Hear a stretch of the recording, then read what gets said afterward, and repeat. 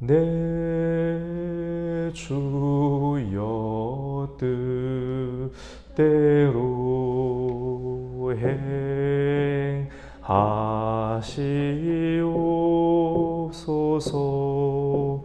온 몸과 영혼을 다 주께 드리니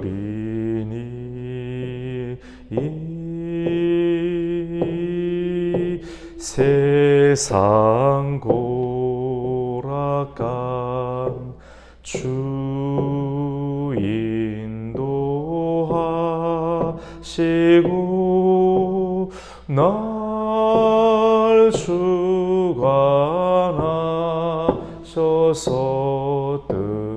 뜻대로 하소서.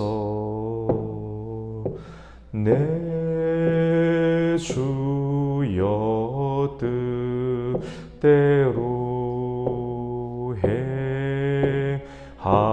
행하시옵소서. 큰 근심 중에도 낙심케 마소서.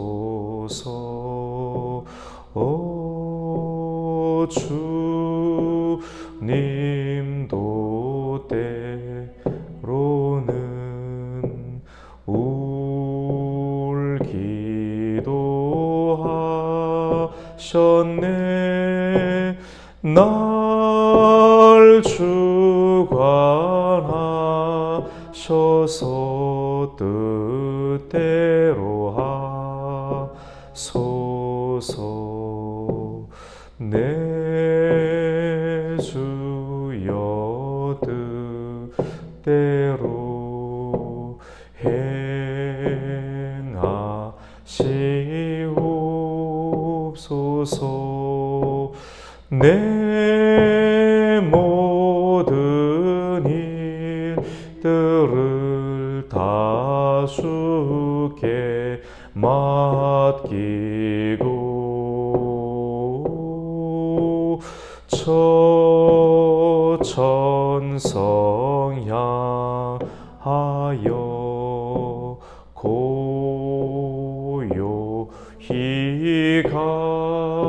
가리니 살든지 죽든지 뜻대로 하소서. 아멘.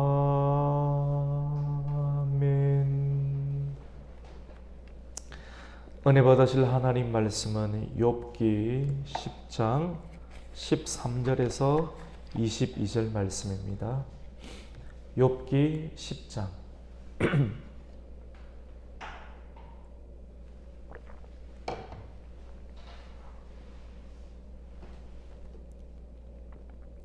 그러한데 주께서 이것들을 마음에 품으셨나이다.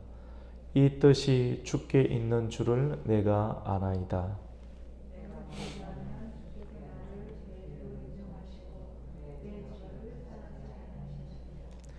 내가 악하면 화가 있을 것이오며 내가 의로울지라도 머리를 들지 못하는 것은 내 속에 부끄러움이 가득하고 내 환난을 내 눈이 보기 때문이니이다.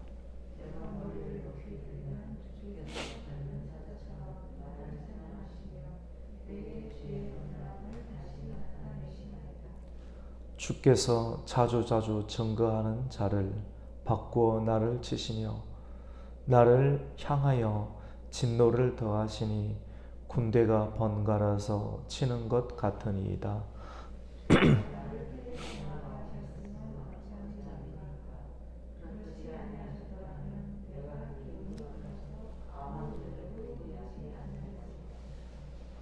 있어도 없던 것 같이 되어서 태에서 바로 무덤으로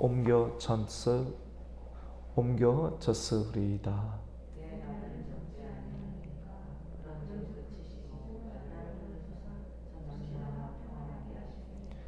내가 돌아오지 못할 땅 곧 어둡고 죽음의 그늘진 땅으로 가기 전에 그리하옵소서.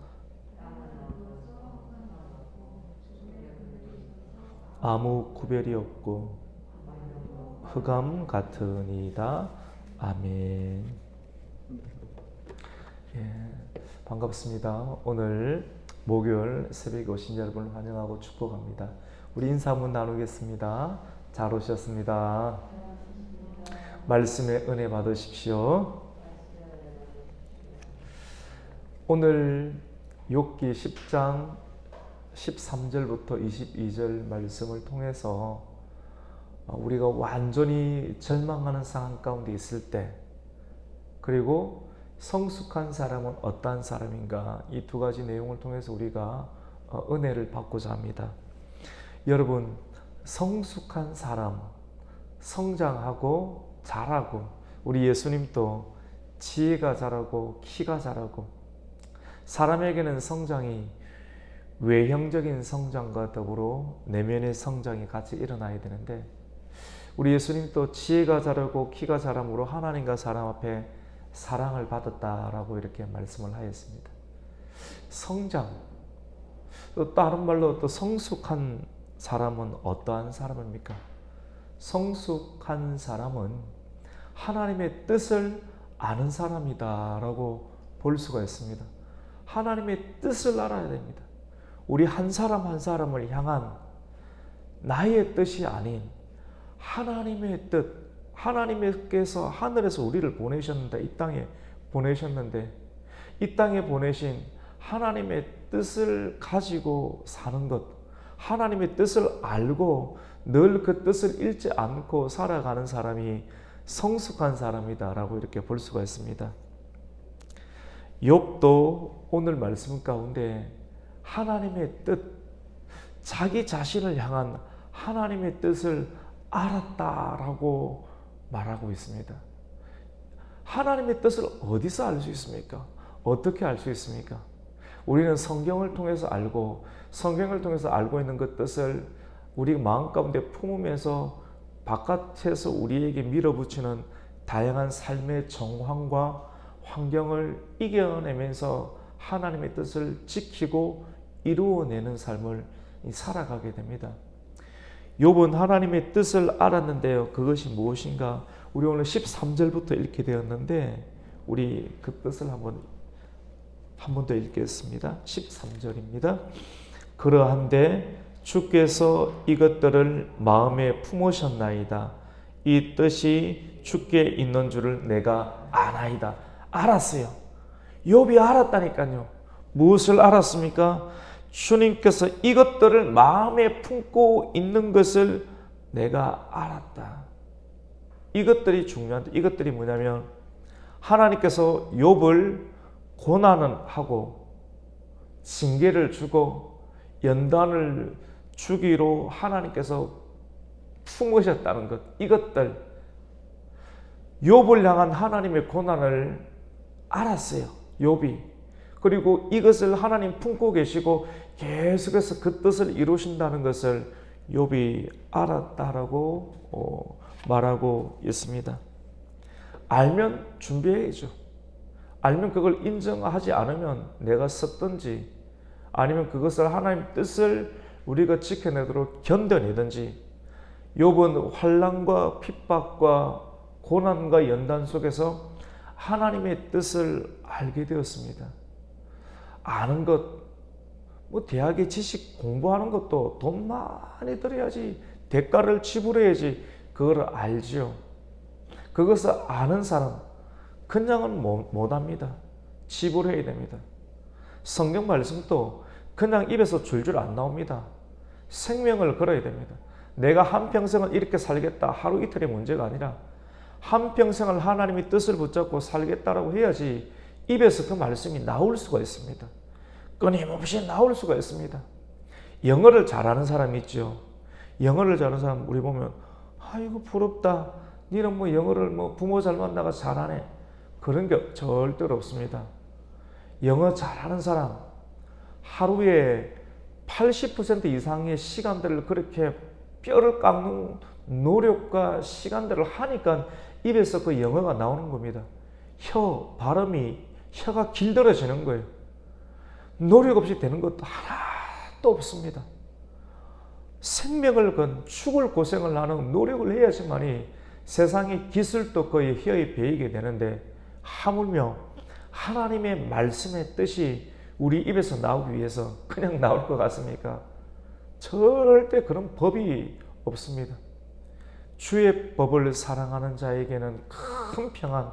왜 그 사람에게 평안이 있습니까? 그럼에도 불구하고 평안이 있습니까? 주의 법을 사랑하기 때문에. 사랑이 뭡니까? 달콤한 것입니까? 그런 말이 어디 있습니까? 주의 법, 그 법을 내 마음에 품기 위해서는 하나님의 법을 내 몸에 집어넣어야 됩니다. 문신 하나 새기는 것도 고통 가운데 새기는 건데, 말씀이 내 입에 새겨지고 내 혀에 새겨지고 내 몸에 새겨져 툭 치면 말씀이 나올 정도로 하려고 하면 매 순간을 동행해야 되고 사랑하는 하나님의 삶들을 살아야 됩니다. 내가 싫고 좋고가 없어야 됩니다. 내가 싫고 좋고가 없는 단계로 말씀을 집어넣어서 매 순간 그렇게 해야지만이 주의 법이 내 몸에 들어오고 사랑이 되고 그 사람에게는 평안이 만들어집니다. 그리고 장애물이 있어도 장애물을 극복하고 이겨낼 수 있는 하나님의 능력이 만들어. 그것이 사랑입니다. 연애하는 그 사랑이 아닙니다. 연애하는 그 사랑은 20대 때 딱 끝나는 겁니다. 그 정도의 사랑으로 남은 여생을 살아갈 수가 없어요. 살아갈 수가 없습니다. 그것을 뛰어넘는 하나님의 사랑을 우리가 배워야지만이 우리가 평안을 잃지 아니하고 장애물을 극복할 수 있는 능력을 구비하면서 살아가게 됩니다. 고난과 징계를 받으면 사람이 성숙해집니다. 성숙은 내면의 질서가 만들어집니다. 이전에는 무질서했어요. 올라갔다 내려왔다 불균형해, 균일하지 않습니다. 사람이 동일해야 되는데 그래야 신뢰가 가지 않습니까? 근데 들쑥날쑥해요. 성품도 들쑥날쑥하고 기분도 들쑥날쑥하고 내면의 질서가 준비되지 않았기 때문에. 근데 이 질서를 언제 균일하게 쭉 만들어내는가? 고난을 통하여서, 연단을 통하여서. 그래서 하나님께서 주시는 사역을 감당하면서 훈련을 계속해서 받으면서 사람이 균일하게 만들어지게 됩니다. 그것이 우리를 향한 하나님의 뜻이라고 볼 수가 있습니다. 오늘 말씀 가운데 욥이 하나님의 뜻을 알았다. 하나님의 뜻을 알고 그 뜻을 지키고 있고 준행하고 있는 그 욥의 상태를 기록하고 있는데 기가 막힙니다. 쉽지는 않아요. 우리가 늘 고백하고 있는 것처럼.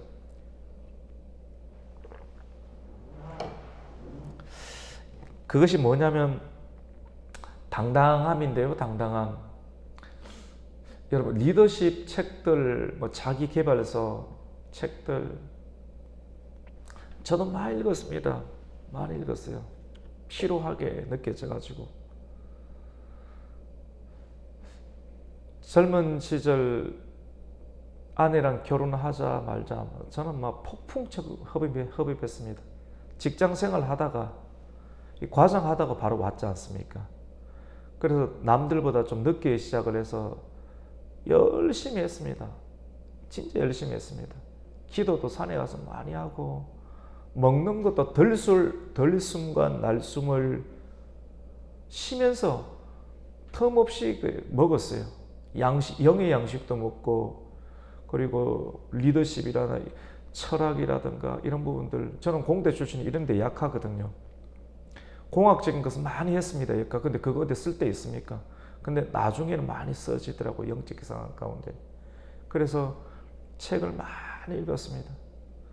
사례비 전도사 때 70만 원 이렇게 받으면 먹는데, 영적인 양식 먹는데 30만 원씩 썼습니다.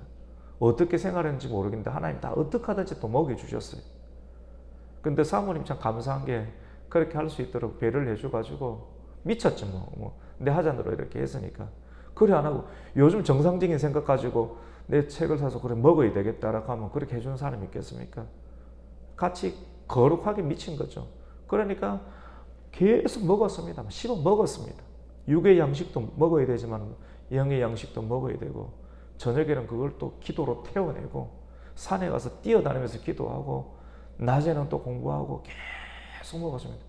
왜냐면 그래 안 하면 안 될 것 같아가지고. 근데 그러한 책들 가운데 유익한 것도 있지만도 어느 정도 단계를 지났을 때 그 리더십의 단계만으로 성경과 우리의 삶이 해결되지 않는다는 것을 우리는 실질적인 삶의 현장 또는 사역의 현장 가운데서 경험하게 됩니다. 당당함. 여러분 언제 떳떳하십니까? 나름대로 열심히 살고 내가 죄 짓지 않았으면 떳떳하고 고개 들고 살죠. 죄 지었으면 좀 고개 숙이고. 근데 리더십은 떳떳하게 살아라, 열심히 살아라, 나름대로 기술 가지라, 그리고 당당하라 이야기를 하죠. 그런데 그렇게 하지 못할 때도 있습니다. 세상의 리더십과 성경을 통한 제자도가 부딪힐 때가 있습니다. 대부분의 경우 리더십이 우리에게 힘을 줘요. 당당한 인생을 살아가. 그런데 리더십과 제자도 성경이 부딪힐 때가 있는데 그때 리더십을 주장하면 안 돼요.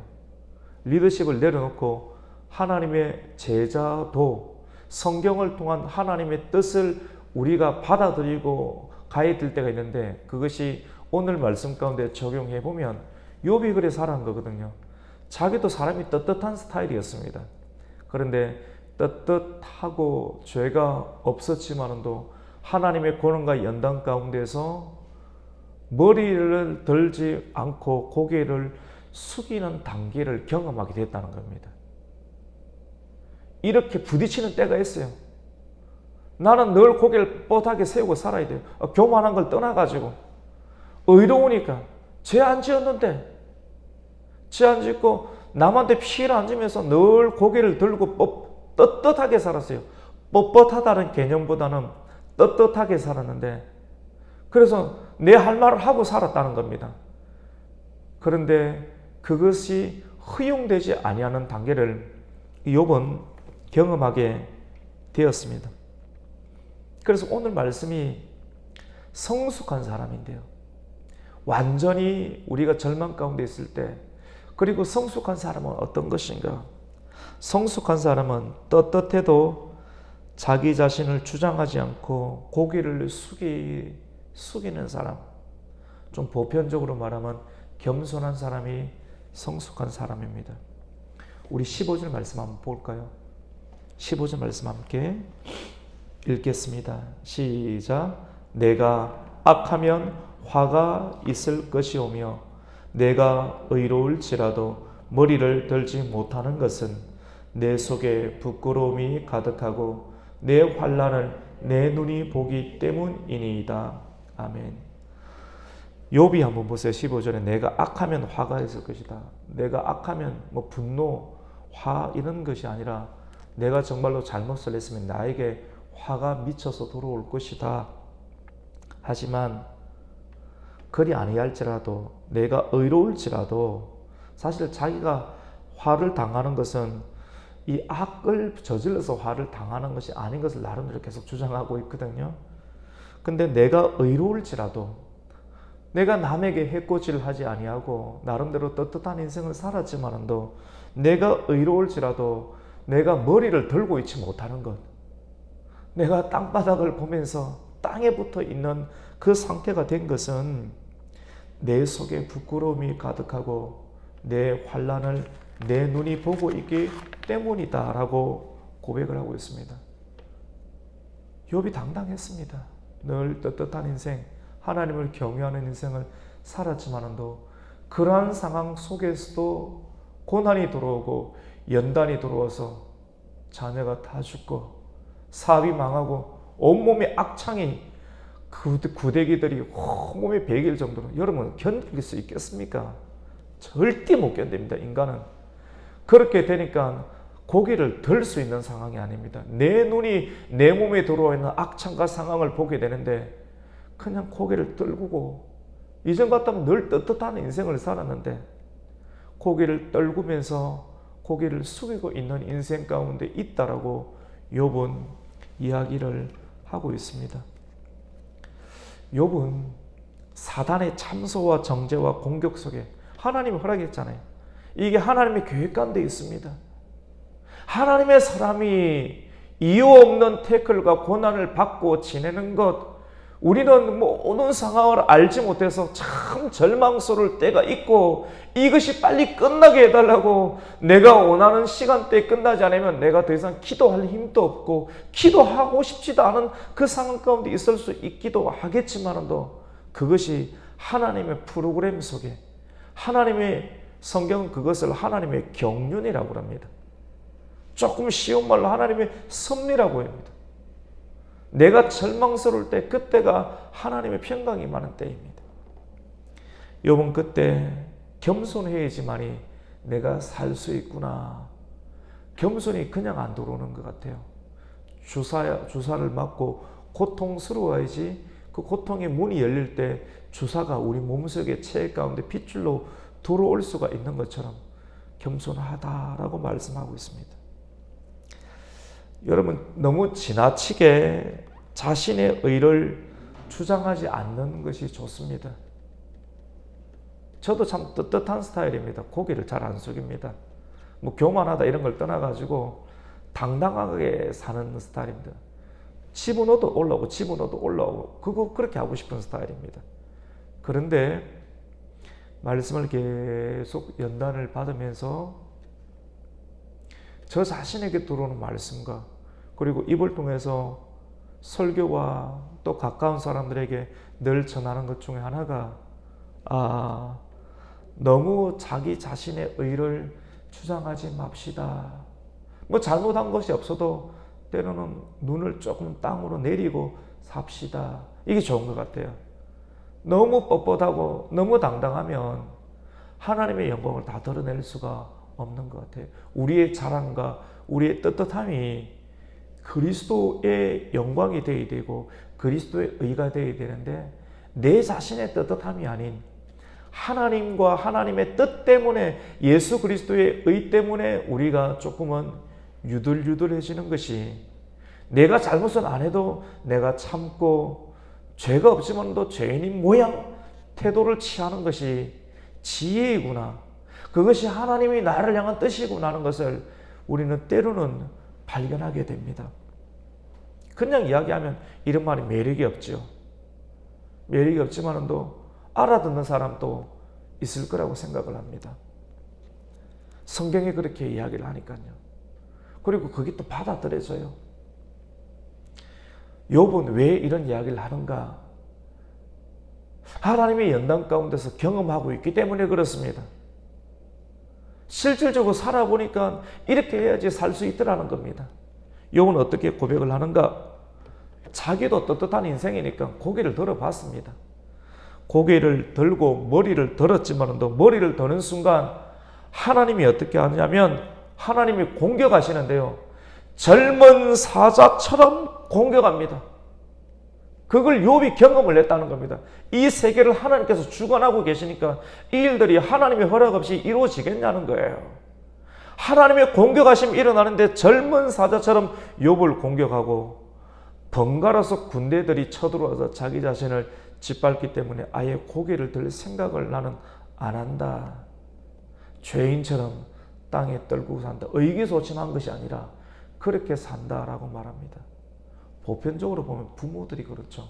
어머니들 제가 뭐 했어요? 근데 자식들 때문에 고개를 숙이고 잘못해도 아이고 그냥 봐주에 있어. 어머님이 그런 경향이 많아요.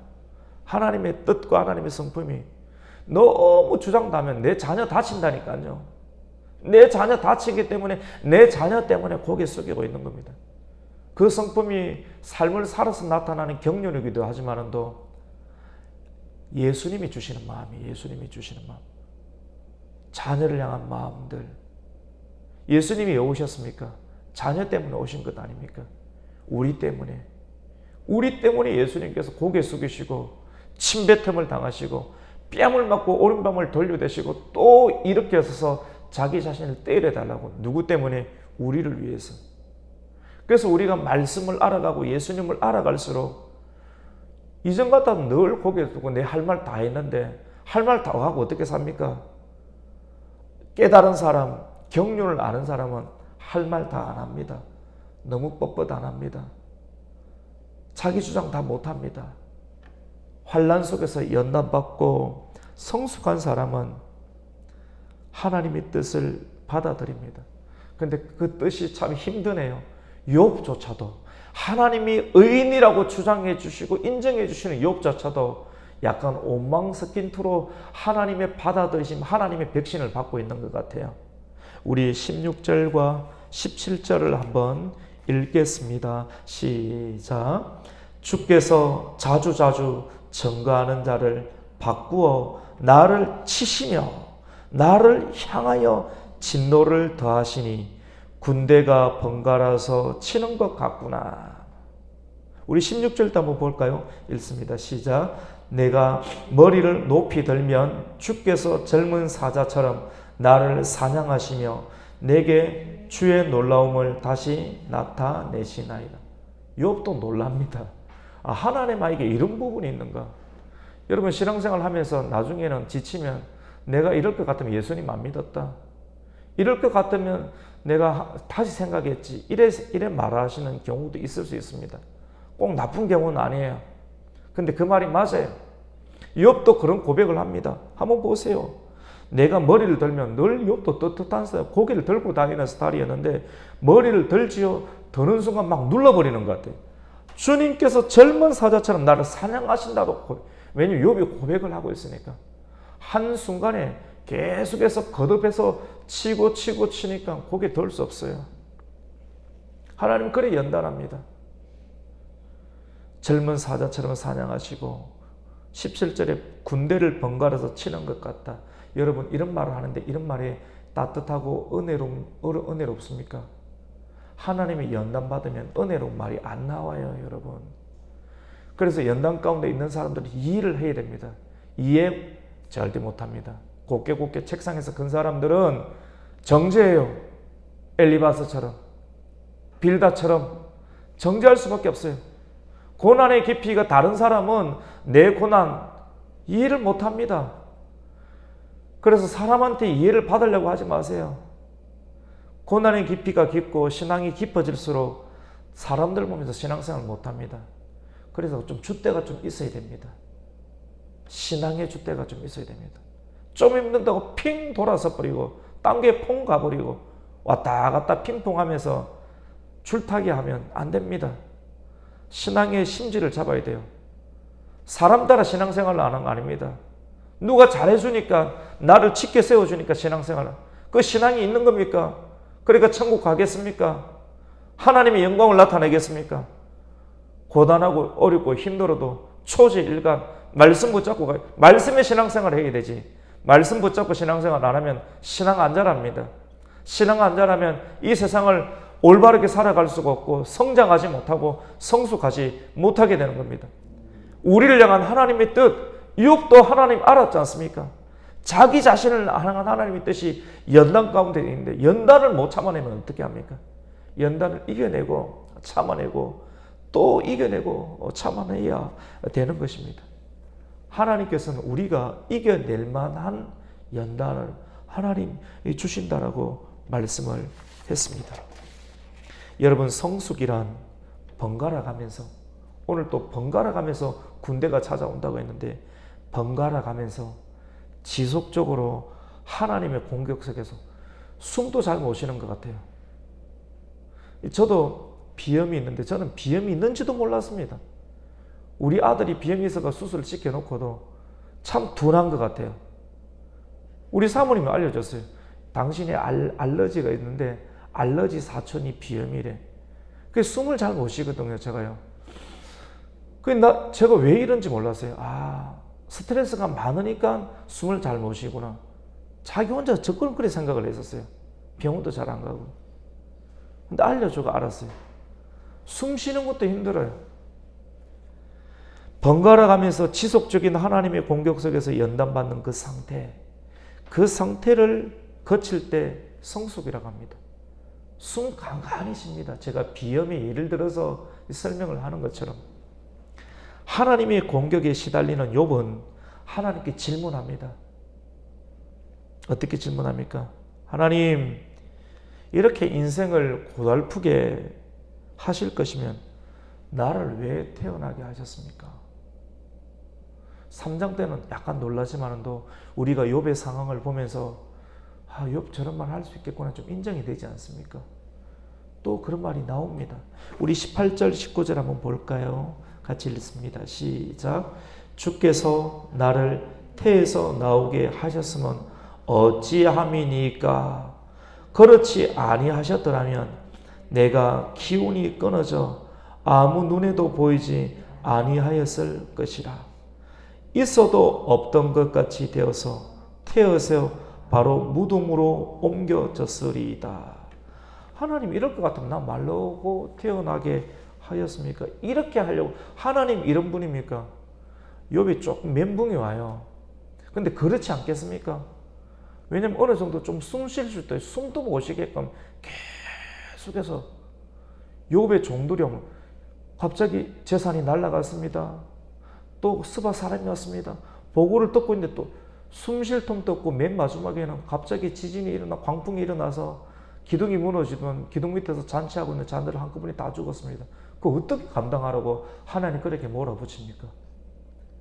그리고 악창이 나고 몸에 나고 친구들이 막 공격하고 비난하고 교리로 막 정신없이 사람을 막 무너뜨리는데 숨 쉴 틈이 없습니다. 여러분 같으면 어떻게 하겠습니까? 소리 확 지르면서 이제 내 건들지 말고 좀 손대지 말고 내버려 둬! 막 이렇게 외칠 것 같지 않습니까? 욥도 그랬습니다. 그게 괜찮습니다. 인정합니다. 욥도 그렇게 했습니다. 근데 막 소리 지르면서 하진 않았는 것 같아요. 욥 속에 나름대로 절제하면서 소리는 안 질렀지만도 하나님을 향한 원망 섞인 말들, 하나님이 이럴 것 같았으면 나 왜 지었습니까? 왜 부하게 하셨습니까? 왜 자녀 이렇게 주었습니까? 이렇게 하려고, 물론 그는 처음에 주신 이도 하나님이시요 가져가시는 이도 하나님이시다고 고백을 했지만 하루 이틀이 지나니까 이런 고백이 계속 나오지는 않는 것 같아요.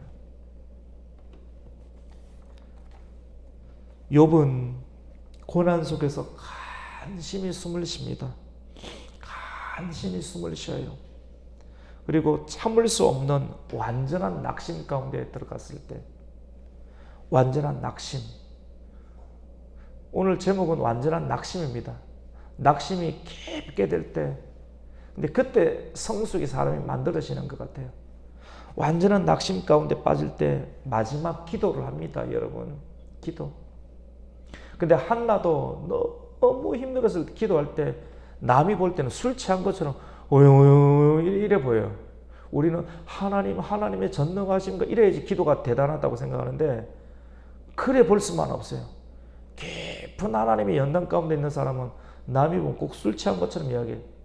그 성령 받아야지만 그걸 이해할 수 있는 것 같아요. 마지막 기도를 하는데 하나님, 이제 하나님 공격을 좀 거쳐주세요.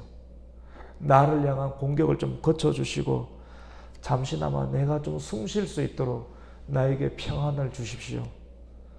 내가 죽음의 그늘에 빠지기 전에, 내가 곧 빠질 것 같은데 빠지기 전에 한번 숨을 좀 쉴 수 있도록 나에게 평안을 주십시오 라고 기도합니다. 근데 기도같이 안 기도하는 것처럼 보여요. 우리 20절과 21절을 한번 읽습니다. 시작. 내 날은 적지 아니하니까 그런즉 그치시고 나를 버려두사 잠시나마 평안하게 하시되 내가 돌아오지 못할 땅 곧 어둡고 죽음에 그늘진 땅으로 가기 전에 그리하옵소서. 곧 죽을 것 같은데 숨 좀 쉬도록 해주십시오. 욥이 마지막으로 원하는 것은 평안입니다. 평안. 내 날은 적지 아니하니까 이제 남은 날수가 얼마, 곧 죽을 것 같은데 얼마 남지 않은 것 같은데 나를 좀 버려두세요. 내게 신경 좀 끄고 그만 공격 좀 하시고 버려두고 내가 내 스스로 숨 좀 쉴 수 있도록 내 허파에 바람이 좀 들어올 수 있도록 내 숨을 좀 쉴 수 있도록 기도를 좀 열어주십시오. 뭘 구합니까? 평안을 구합니다. 여러분, 말씀을 정리합니다. 오늘 새벽 가운데 욥의 탄식과 기도를 통해서 우리가 기도 제목으로 삼고 이 시간을 마침표로 찍고 싶은 것은 평안을 구하십시다. 욥이 그렇게 기도했던 것처럼 완전히 낙심될 때 여러분 욕하지 마시고 절망 속에서도 하나님의 평안을 구하세요. 혀를 길들여서 입술에서 나오는 말이 감사가 튀어나올 수 있도록 주여 좋아서 죽겠습니다. 처음에는 그러다가 조금 더 규모 있게 만들어 봅시다. 주여, 그 속에서 찬송하세요. 스데반처럼, 예수님처럼 찬송을 만들어내세요. 완전히 낙심이 돼서 죽을 것 같을 때도 죽기 일부 직전에도 찬송하면서 감사하면서 기도하면서 그 시간을 혀로 언어로 만들어내시라는 겁니다. 소망 가운데 다시 숨을 쉬면서 하나님의 평안이 임하기를 기도하십시오. 이전에 제가 총신대학교 이렇게 다닐 때 맨 마지막 산에 올라가서 기도를 했거든요. 무섭더라고요. 여러분 산 밑에 가봤습니까? 아유, 어둠의 그늘이 훅 들어오는데 막 방언하고 기도하는 거는 많이 하더라고요. 저도 많이 했어요. 그런데 그걸로 양이 안 차더라고요. 하나님이 산에 올라가라 하는데 아유, 기숙사에서 사람들이 막 리포트 쓴다고 정신없고 통닭시켜 먹고 또 그 다음보다 좀 레벨이 있는 사람들은 소래교에서 막 기도합니다. 영파들이거든요, 거기는. 저는 거기서 막 기도했어요. 근데 하나님 주신 마음이 욕을 빠져나와서 기도하라는데 그 음성을 듣기 싫어요. 왜냐하면 산 밑에 으슥하거든요. 근데 기도해도 이게 양이 안 차. 그래서 순종한다고 밖에 나갔는데 춥고 무서워요. 굳이 이렇게 해야 되는지. 그래서 산에 한 발짝 한 발짝 올라가는데 잘못 올라가면 막 덮어서면 막 그것도 골치 아파지거든요, 사람이. 근데 이끌려서 숨 쉬는 게 무서워요. 왜냐면 생각이 막 들어오고 어색하니까. 그 어떻게 하는지 아십니까? 옆에 올라가다가 진달래 나무를 꺾어가지고 막 찬송을 불러요. 찬송을 불러야지 그 두려움을 이겨낼 수 있어요. 그 평안하게 못 올라가요. 막 외쳐요. 눈에 완전 그것도 곱게 못 불러요. 무서움이 들어오는데 곱게 부르는 게 어땠습니까? 갈라치는 듯이 불러요. 그리고 숨 쉬는 순간을 주면 막 틈이 들어오는데 빛이 있고 사람들 많으면 평안해지죠. 그런데 어두운 그늘에 혼자 올라가 보세요. 웬만한 사람들은 확 덮어쓴다니까요. 들숨과 날숨의 공간을 못 줘요.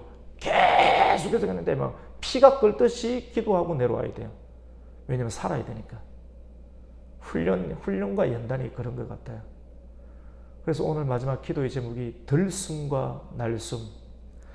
한번 들으시고 내쉬는 그 모든 고백들이 하나님의 평강을 구하십시다. 그래야 하나님 만들어 주시는 것 같습니다. 우리의 들숨과 날숨이 말씀으로 호흡되어 사단이 집요하거든요.